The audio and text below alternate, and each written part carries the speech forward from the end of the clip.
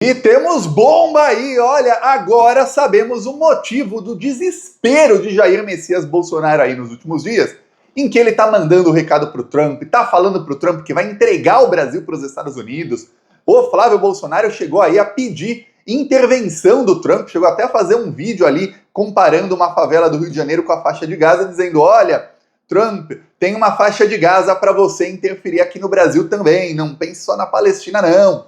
E o Eduardo Bolsonaro marcando o Trump e o Elon Musk em todas as suas publicações. Agora sabemos o motivo. Até então, parecia que era só o desespero do Bolsonaro ter medo da prisão. Vamos lembrar que na semana passada e nessa semana o Bolsonaro deu várias entrevistas. Se eu não perdi a conta, foram 6 entrevistas aí em 2 semanas, em que ele diz em todas elas que se ele for preso é abuso de autoridade ou que se ele for preso, ele espera que tenha intervenção de outros países. Em uma delas ele pede ali para ter uma intervenção da Hungria e dos Estados Unidos no Brasil. Teve algumas em que ele falou que acorda aí todos os dias com medo que a Polícia Federal vá invadir a casa dele ou bater na porta dele às 6 da manhã. Enfim, não dorme mais e só fala na própria prisão. O Eduardo Bolsonaro passou a fazer vídeos diários no YouTube em inglês para ver se chama a atenção do Donald Trump, passaram a mandar todo tipo de sinal e recado até oferecer o Brasil. O Bolsonaro ofereceu aí para o Trump que se ele, Bolsonaro, conseguir ser presidente novamente, ou seja, ele quer a interferência do Trump para isso, que ele vai aí sair do BRICS, quer dizer, deixar o Brasil de joelhos para os Estados Unidos. Se o Brasil sair do BRICS e os Estados Unidos impõem qualquer tarifa ao Brasil, o Brasil não vai ter para quem vender, porque vai ter brigado aí com China, Rússia, Índia e com todos os seus parceiros aí dos últimos 20 anos para se render aos Estados Unidos, que todo país que se rende a eles se ferra. Pois bem, e aí ainda disse que vai deixar o Trump fazer ali bases militares dos Estados Unidos no Brasil. Então a gente vai viver numa ditadura estadunidense, como muitos países aí já viveram. Aí o que acontece? O Bolsonaro foi amplamente ignorado pelo Donald Trump. Eu achava, isso é porque o Gonê deve fazer aí as denúncias contra o Bolsonaro, e todo mundo falava, vai ser na primeira semana de fevereiro. Passou a primeira semana, até agora nada, né, Gonê? Só que o Gonê é assim, né? Ele sempre fala, vai ser daqui uma semana, vai ser daqui uma... Até um momento, nada. Não vimos aí o Gonê trabalhar. Trabalhou aí contra muitos parlamentares bolsonaristas, mas contra o chefão da quadrilha, tá aí dormindo em berço esplêndido, o senhor Paulo Gustavo Gonê. Aí agora ele diz que vai fatiar as denúncias, coisa que se ele tivesse feito 6 meses atrás, já poderia ter denunciado o Bolsonaro antes da eleição do ano passado, no caso das joias, mas não fez. Que coisa, né? Parece aquela pessoa que tá te enrolando. Veremos aí o que vai fazer o Gonê. Mas o fato é que na extrema-direita tem um pânico com o que vai fazer o Gonê. Só que o pânico maior, agora sabemos, é com o Bolsolão. A investigação aí que o Flávio Dino abriu para investigar as emendas parlamentares. A Daniela Lima estava falando na Globo News e ela fala uma coisa que os plantonistas já devem saber, porém, quando é anunciado pela Globo, todo mundo fala, ei, caramba, é a Globo. Vou te mostrar aqui um trecho do que fala a Daniela Lima. Vamos lá. Uma fonte também muito bem posicionada com conhecimento dos 3 poderes diz que este é seguramente o maior escândalo de corrupção da história do Brasil. Porque a gente está falando de 50 bilhões de reais que simplesmente foram para Lins, lugar incerto e não sabido. Eu vou voltar a aproveitar. Lins é muito bom. Eu vou aproveitar.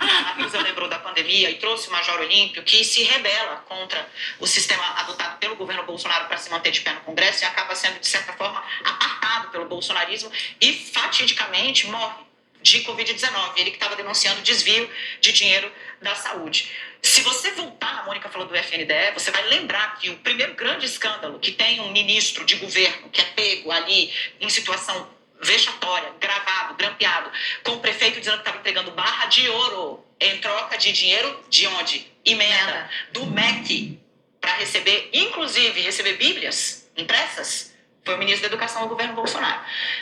A Covid-19 acontece e o governo lida tão mal com ela. Pois bem, vamos lembrar, investigação essa aí do escândalo, o Bolsonaro, isso tem áudio do ministro do Bolsonaro, em que ele diz que o Bolsonaro impôs ali que no Ministério da Educação tivessem 2 pastores amigos do Bolsonaro, e esses pastores, junto com o ministro, que também era pastor, eles passaram a viajar aí o Brasil e a cobrar propina de prefeitos em troca de liberar verbas do orçamento secreto. E aí a propina era paga em ouro ou eles imprimiam bíblias, inclusive algumas das bíblias têm a foto dos pastores e do ministro do Bolsonaro, o que, aliás, é considerado um sacrilégio, não pode ter foto de alguém numa bíblia, é um livro sagrado, mas o cara usava a bíblia para autopromoção. Pois bem, aí você vê o nível desse pessoal, né? Pois bem, a investigação caiu, foi ao STF e caiu com a ministra Carmen Lúcia. Carmen Lúcia deve estar com a bunda quadrada de tanto sentar em cima desses documentos, que desde que chegou na mesa da Carmen Lúcia, ela simplesmente não fez nada. Ela sentou em cima da investigação e parou tudo ali, tá? É isso que fez a Carmen Lúcia. O delegado da investigação chegou a pedir a prisão de toda a cúpula da Polícia Federal do Bolsonaro. Não Anderson Torres, que era o ministro da Justiça, que ele não podia ser preso na época, mas todos da cúpula, porque ele disse, olha, tá todo mundo envolvido. É um mega escândalo isso aqui. Isso aqui é só a pontinha de um iceberg.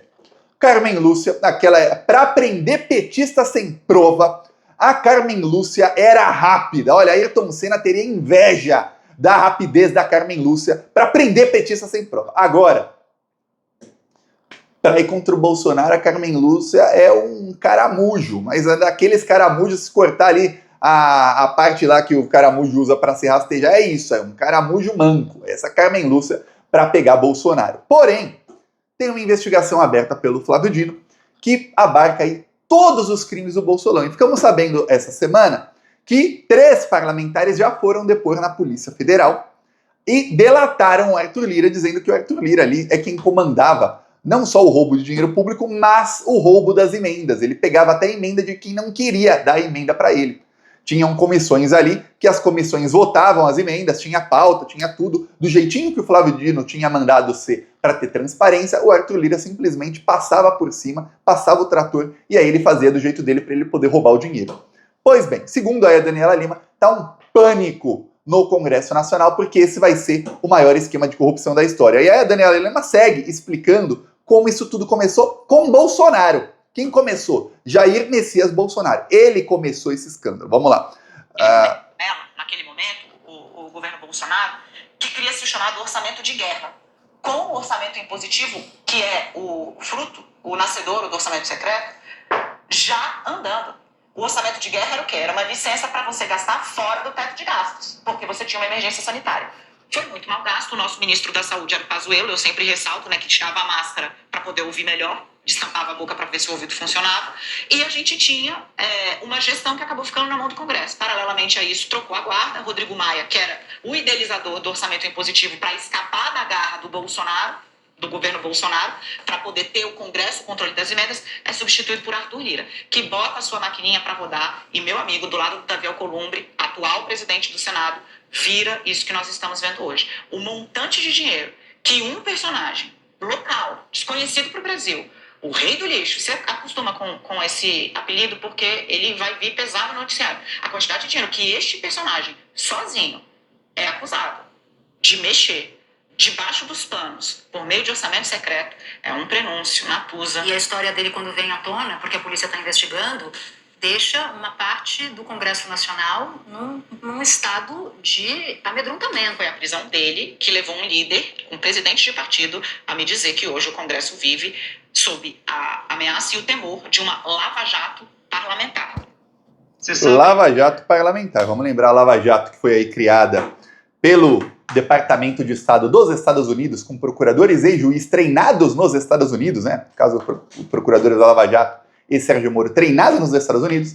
A Lava Jato pegava ali crimes, entre aspas, né? Alguns eram crimes, outros, boa parte não eram pessoas inocentes ali, sendo investigadas, na esfera federal. Por quê? Porque eles queriam pegar o PT. Agora aí, com Flávio Dino liderando, essa mega investigação vai pegar o quê? Parlamentares. Outro dia eu mostrei aqui uma lista de quem são os parlamentares que mais receberam verba do Bolsolão. A lista só abarca o Senado, porque o Rodrigo Pacheco teve alguma transparência e dava para saber pelo menos o montante das verbas de cada parlamentar. Na Câmara não sabemos. E aí eu mostrei aqui no Plantão Brasil, quem assistiu vai lembrar, os líderes eram o Heinz, senador bolsonarista, Marcos Rogério, senador bolsonarista, Damares Alves, bolsonarista, era só a nata do bolsonarismo. Gente bolsonarista raiz. E aí você vai ver, era 190 milhões para um, 200 milhões o outro, 150 milhões o outro. Você fala assim, onde esse pessoal enfiou tanta grana? Roubaram muito. E agora, quem está investigando é o Flávio Dino. Tem uma investigação que pegou esse rei do lixo, que foi para o Supremo Tribunal Federal, e aí, Ministério Público Federal, Polícia Federal e o juiz de primeira instância disseram, olha, estamos encaminhando essa investigação ao Supremo Tribunal Federal, porque encontramos aqui indícios de pessoa com foro privilegiado. No caso, o deputado Elmar Nascimento, melhor amigo do Arthur Lira, ele que foi pego.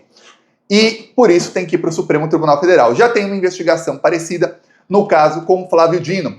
Essa investigação do Flávio Dino, ela acabou aí interferindo na investigação aqui em andamento na primeira instância. Por isso tem que ir para o Flávio Dino, porque temos aí provas de que os investigados passaram a cometer outros crimes depois que ficaram sabendo que o Flávio Dino estava atrás deles. Pois bem, o ministro Edson Fachin, outro que na hora de prender petista sem prova, na hora de trancafiar, deixar 2, 3 anos presos, inocentes, só para ver se alguém delatava o Lula ou o PT, ele era rápido, mais rápido que o Ayrton Senna, era rápido. Agora, para pegar bolsonarista, o Fachin, nossa senhora, é uma lesma manca. Pois bem, o Fachin, ele falou não para a Polícia Federal, para o juiz do caso e para o Ministério Público. E ele mandou o caso para o Cássio Nunes Marques. Cássio Nunes Marques, bolsonarista. Eis que o Barroso assumiu a presidência do STF, o Fachin estava como presidente do STF interinamente, porque o Barroso estava de férias.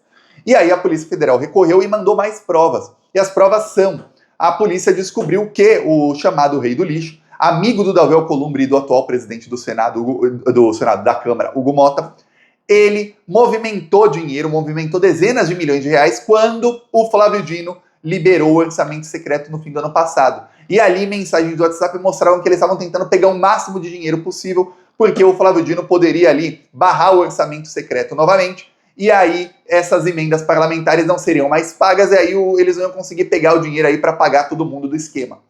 Então tem provas, essa investigação deveria estar com o Flávio Dino.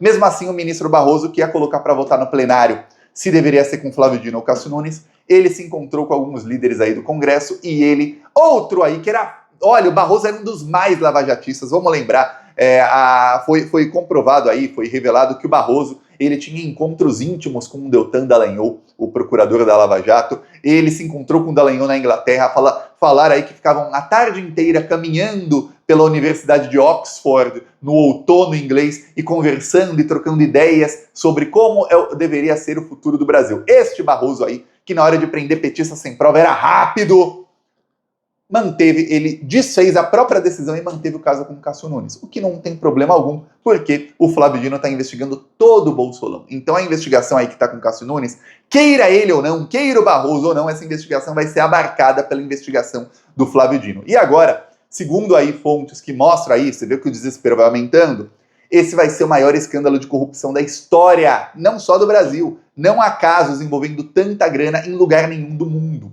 Então, veremos isso. A Daniela Lema fala de 50 bilhões. Olha, são 50 bilhões por ano. Por ano.